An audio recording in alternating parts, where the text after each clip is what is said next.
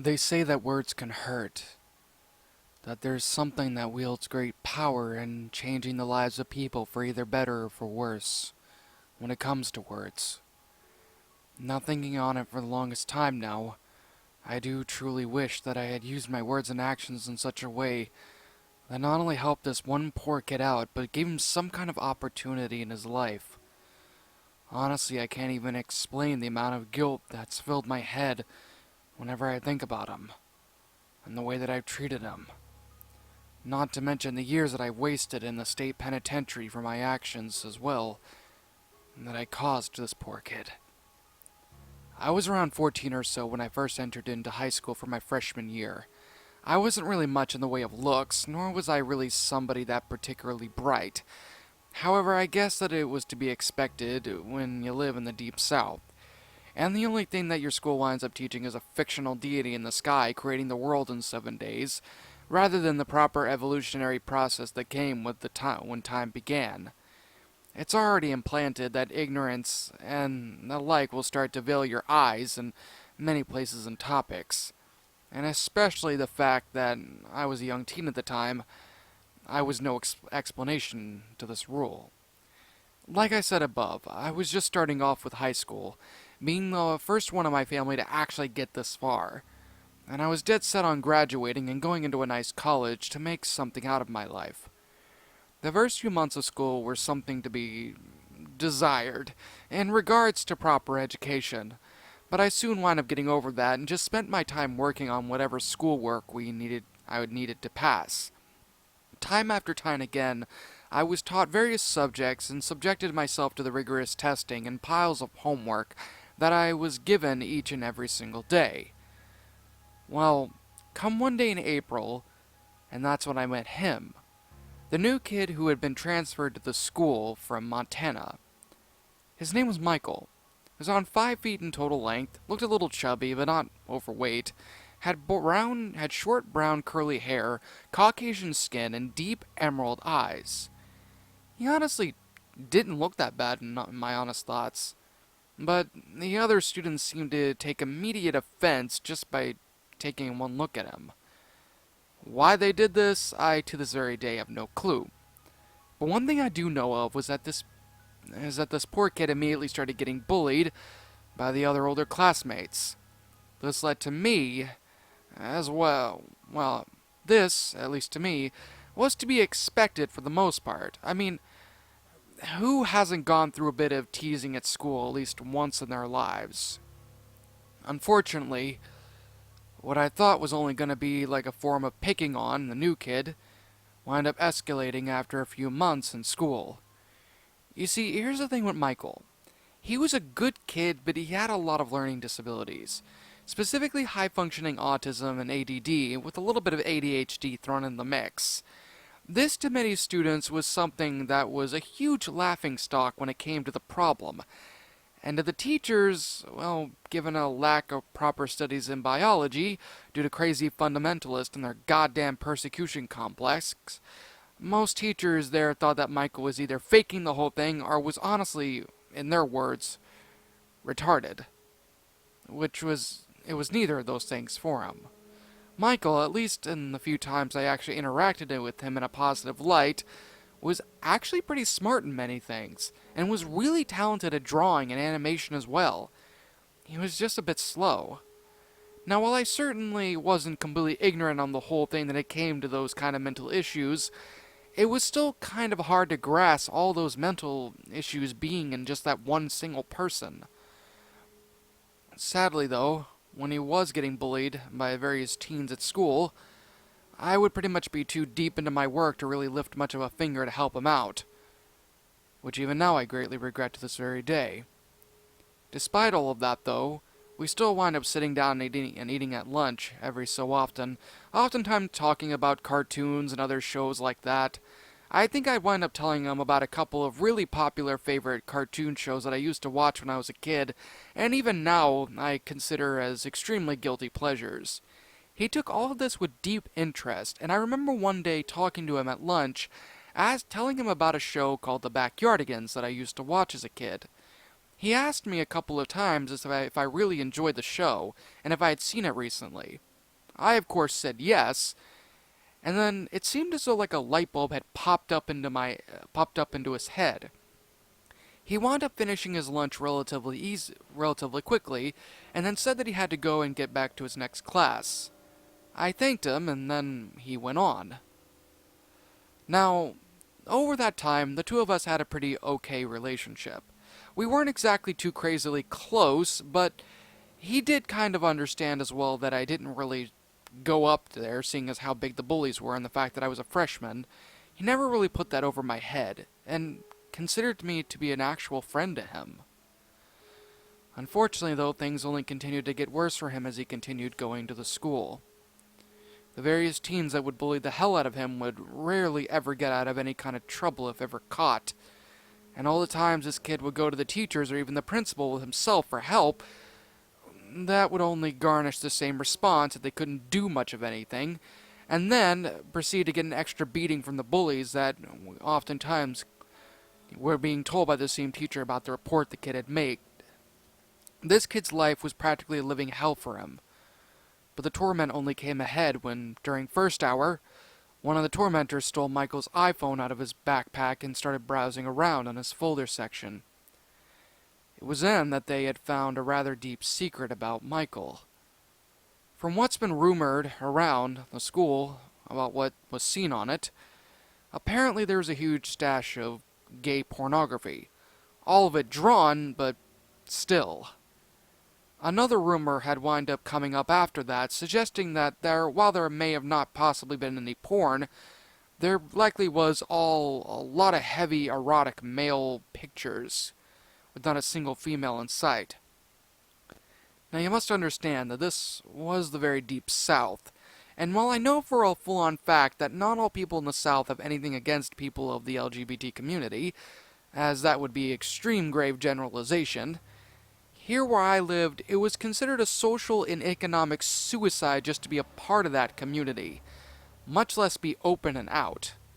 And given the town's extremely Bible-based city and laws instituted into the place, you should know where this is pretty much going. When everyone wound up finding out about his secret, he was pretty much forced out of the closet by a lot of people, including his teachers and peers, and then tortured relentlessly because of it. Nobody, and I mean nobody, wanted anything to do with Michael after that. And nobody dared even stand up for him either. As in that school, and even the town, if you did that, you would be classified as one of them, even if you weren't. And then, you'd be really fucked. The teachers obviously didn't even bother looking at him. They were so disgusted about what they had wound up learning about Michael. Even the more liberal, and I use that word lightly, teachers wouldn't even really intervene. Although they really didn't seem to have too much of a problem with it, though they were never vocal about it. As for me, when I found out about that for the first time, I got angry. I don't know why I got so irrationally angry at Michael, but dear God, my rage just built up inside me when I learned about what he was attracted to. Like I said, raised in a strict religious hick town, practically brainwashed for the most part, thinking that all of that was disgusting, evil, and a sin. But even then, that still does not excuse my actions that I did to that poor kid. Now, I was never a violent person. But even during the time that I was there after I had learned about it, I wound up shunning him. At first, it was gradual. I wouldn't sit there and eat with them, at least a couple of times during the week. And when I did, we would just continue to talk about cartoons for a little bit, but that would be our own conversation.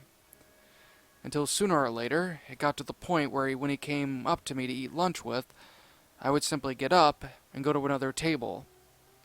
And then I turned to the assholes that I thought were my friends at the time, although I can't really call them that too much, given the fact that I was one of those assholes as well, and basically made fun of him behind his back while he ate alone.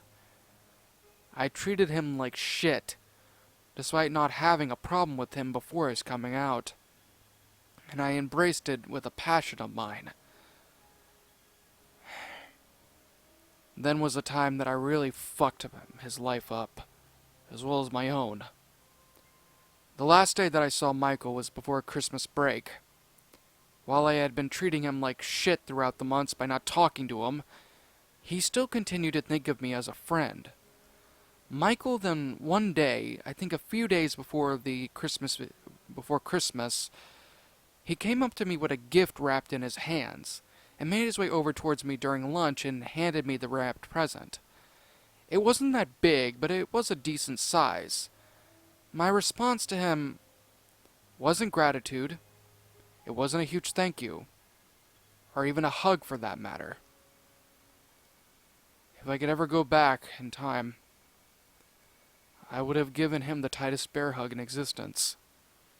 I would have thanked him greatly for the gift, and I would have strived to change myself for the better and give him every ounce of love that he just couldn't get. Unfortunately, I didn't do that. The response that I gave him was a hard series of insults, calls, and other disgusting derogatory claims that I didn't even think I even knew about. In fact, even some of the people who were edging me on sounded surprised at my language. I mean, hell. And then after that, when he went to come and try and, talk to me a little bit, that's when I hit him. Hard. He fell to the floor. And then I hit him again. And again. And again. Over and over and over again. While everyone in the cafeteria just laughed at his agony as he lied there wondering why his best friend was sitting there and attacking him like that.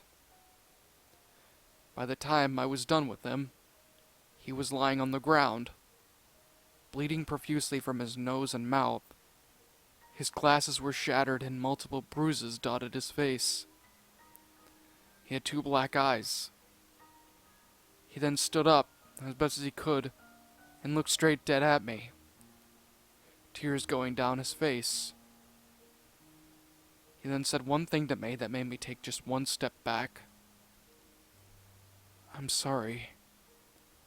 And then immediately got back up, made his way over to the and then proceeded to make his way over to the table that he was eating at, threw away his tray, grabbed his things, before going to the next class, or the nurse's office, I don't know. I can't sit there and describe the amount of hatred I have for myself for doing that. Even now as I'm typing this, tears are streaming down my face as I recollect those memories. The very next day, I didn't see Michael in school. In fact, I didn't see him for at least a good few days after the incident. It was only when me and a few other students were called into the principal's office where I found out what had happened to him. He had hung himself in the closet when he came back home the day after I had beaten him up. Normally something like that would have scared the hell out of me. I would have started crying. I would have started wondering what had happened. But it didn't. I was a stone cold fucking bitch. And my pride wasn't allowing me to move for the world. However, after the principal had told me about what had happened, the door of his office opened up and 2 police officers walked in. I was confused as to why they were there, until I was told by one of the officers to stand up, as well as all the other ones that were there, before getting cuffed and then proceeded to read my rights after telling me what I was charged with. Turns out Michael's parents had found out about the bullying and Michael's suicide note, and immediately demanded that charges be brought on me and the other kids who had taken part and cheered it on when I had hit him so hard. They even went so far to charge at least 30 other students as well for being accessory to his murder, as they called it. During my arrest, my parents had paid my bail from donations from the local church that was testifying on my behalf. Hell, they even got me a lawyer as well to sit there and try and prove that I wasn't guilty of anything, saying that I wasn't responsible for his death and that he was the one that was truly the guilty party here. Although, like with everything else that came out of that fucking pulpit every Sunday, it was all lies. I knew it, but I just didn't want to admit to it. The case, when finally heard by a judge that was not a part of our district, as the other judge had stepped down and retired, he, thank God, wasn't like the other people there who had harbored the same ignorant bantings that most of the people in the town spewed out of their mouths like shit flowing into a sewer.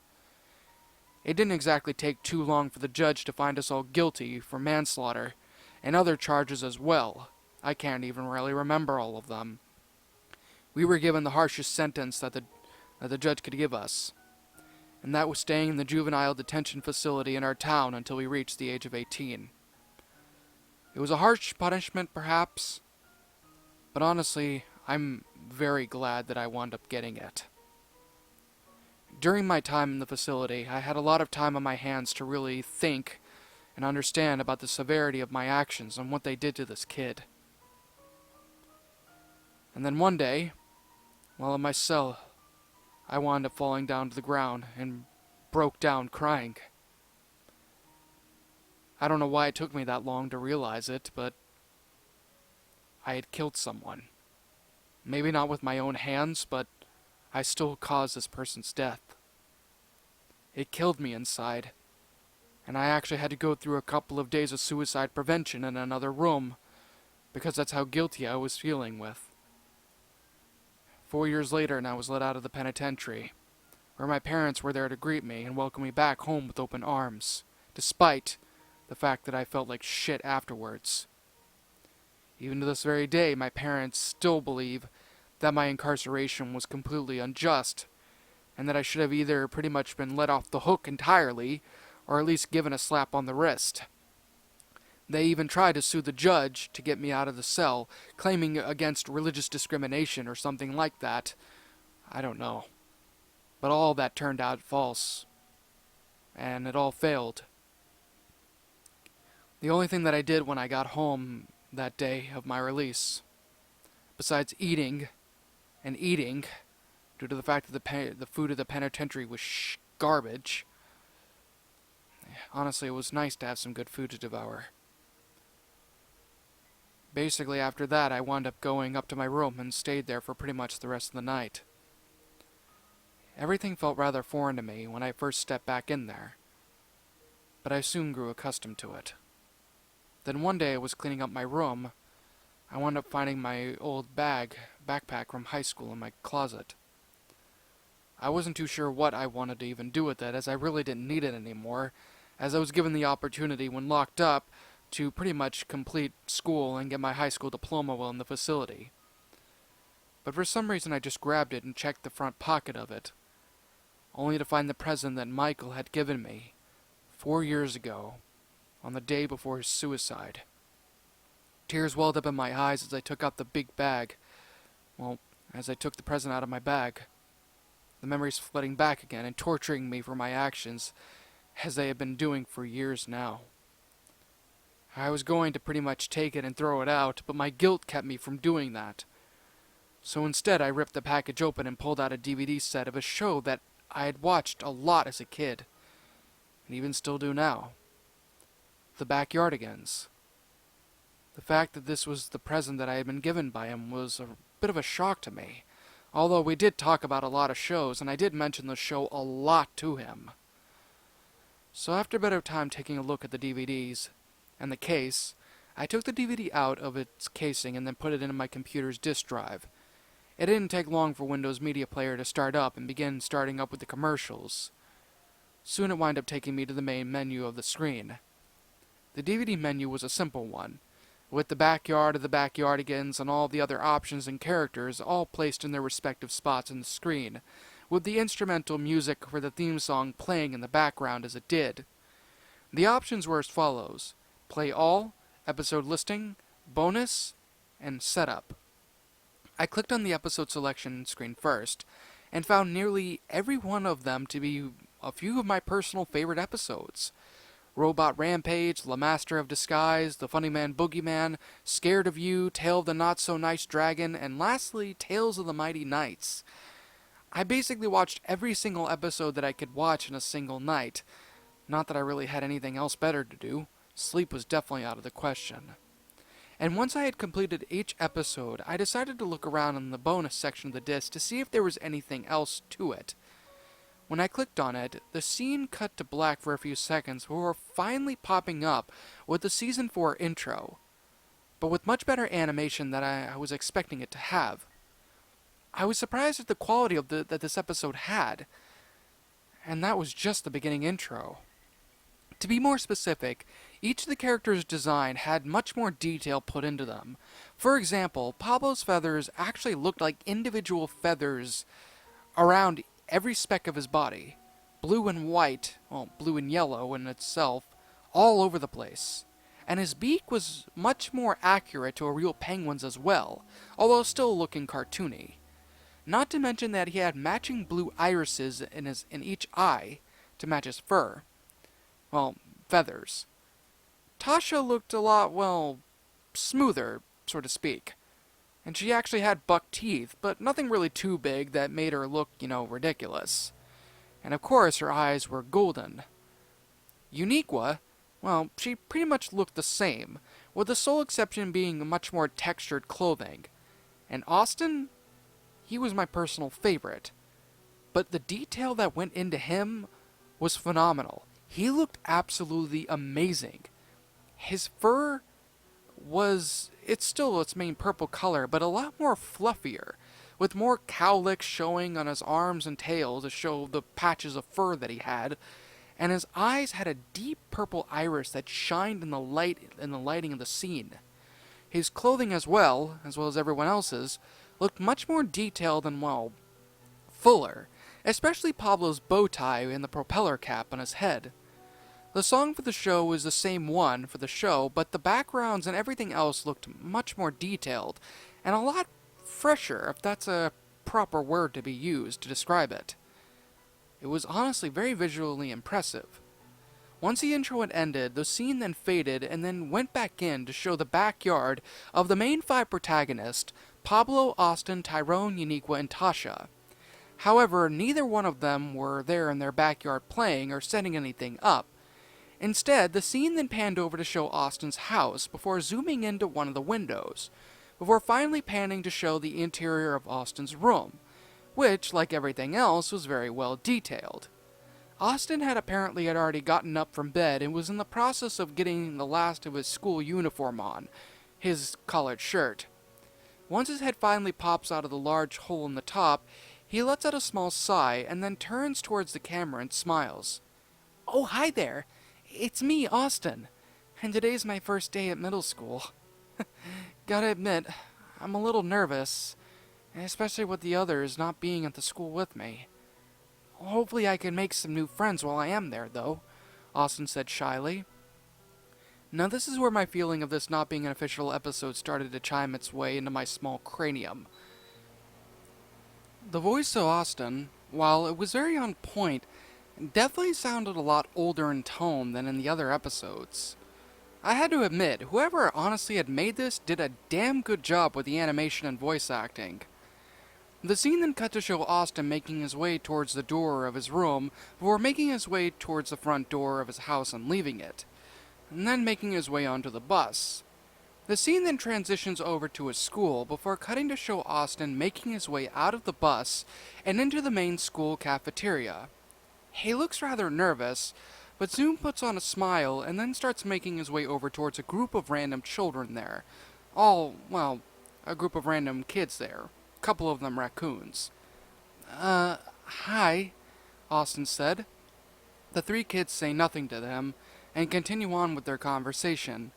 Austin attempts to talk with them a second time, but is still gifted with no response. He then goes over to a couple of other students who simply ignore him or give him an extremely nasty look as he attempts to talk with one of them.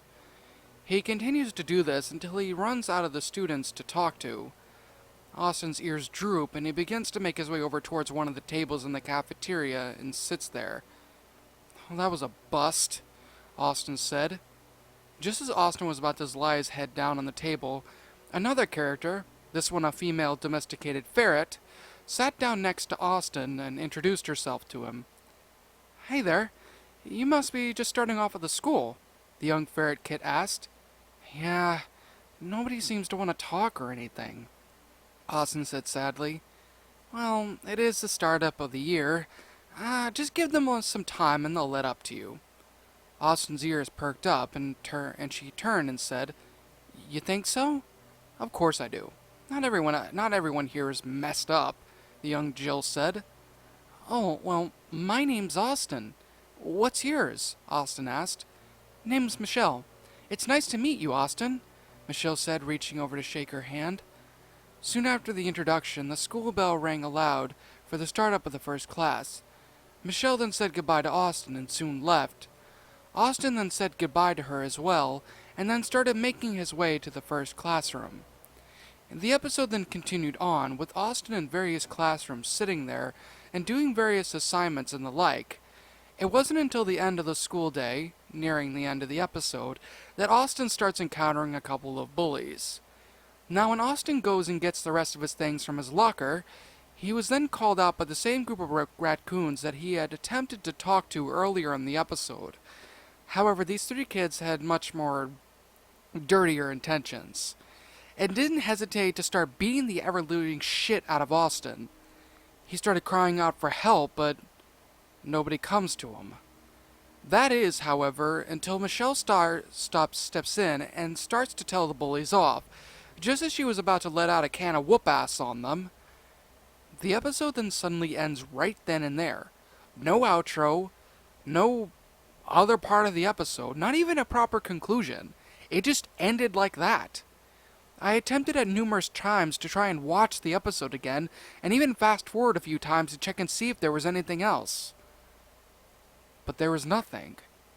Confused, I decided to check out the package that the DVD came in. And that's when I wound up finding a small note hidden deep into the package that I hadn't gone to when I first opened it. Taking it in hand, I unwrapped it and began reading it. Dear Emily, I hope you enjoy your present. It took me a long time to set up the menu, animate everything, and, well, everything else. Nearly 6 whole months, so that's not including everything else. Oh, and if you've already watched the little bonus episode I made for you, you're likely wondering why it isn't completely finished yet. Well, I kinda had to rush a little bit to get the animation rendered properly, and in turn, I wound up losing half of the footage in the export, which is why it wasn't as long as it should be in this episode. Don't worry though, your Christmas gift isn't just that. I'll have the other DVD and a couple of other episodes you like on my computer and set up as soon as I'm able to get it done. It might take me a little bit, but I promise you I'll get it through. But of course, I really wanted to thank you. In fact, I really have a lot of thanks to give to you for helping me out at the beginning at school. You helped me out a lot, and if anything, I considered you more of a friend to me than anybody else at that school. Sure, we may not have talked as often as we did, but you were the one that ultimately treated me like a human being. For the most part, that is. However, I just don't really understand why you decided to stop talking to me before Christmas break. I mean, I get it. You're really busy with school stuff and everything, and it's usually that way, especially with exams, but it sucks that you don't talk with me as much anymore. Did I do something? Did I say something? Did anybody else say anything about me? If it is, I wouldn't mind sitting down and just talking. I'm open to hear anything that you have to say. But even then, thank you again for everything. I honestly hope you have an awesome Christmas, Emily. And again, thank you for being my friend. Love, Michael. P.S. I made Michelle's character model based off of you.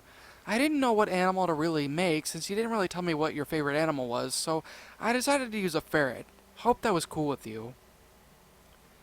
Tears filled my eyes as guilt smashed into me like a sack of concrete bricks to the face. It hurt. It hurt a lot more knowing how much he actually valued me as a friend, despite the fact that I barely even treated him like one as well. I fell down to the ground and I just kept crying, holding the note and reading it over and over and over again in my head. Guilt, now at this point, smashing deep inside of me, and it was not a good feeling. After thoroughly crying, I picked the note up and took the disc out. I honestly just didn't want to be reminded about the whole thing. Even as of now, as I type the story up, I still have the disc and the note. I'm not really 100% sure if I should really upload anything or not, or even share this letter. Honestly though, I don't think I will show it. It's not even completed anyway. And the fact of the matter that I was ultimately that main cause that caused him to never finish what he loved making. I just can't stand it. Although maybe one day, not really sure, I might consider it. I'll consider it when my body stops hurting. Every time I look at that DVD, and every time I keep thinking about the face that Michael gave to me before he ended his life.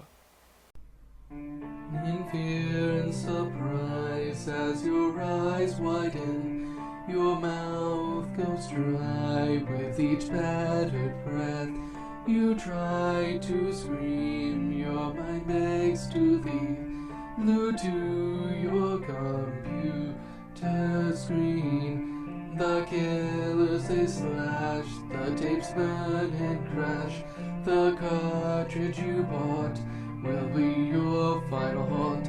The rituals of hate will seal your fate. The tears you shed will be from the fear-gripping horror-driven nightmarish gore-filled, terrorizing, hateful, burning, violent, rage-inducing, knife-slashing, blood-splattering, silent screams. Only time will tell if you will escape this online hell. Your horror-filled obsessions will come with its own regressions. Your pathetic screams will not be heeded in any way, because your nightmares will come at any day.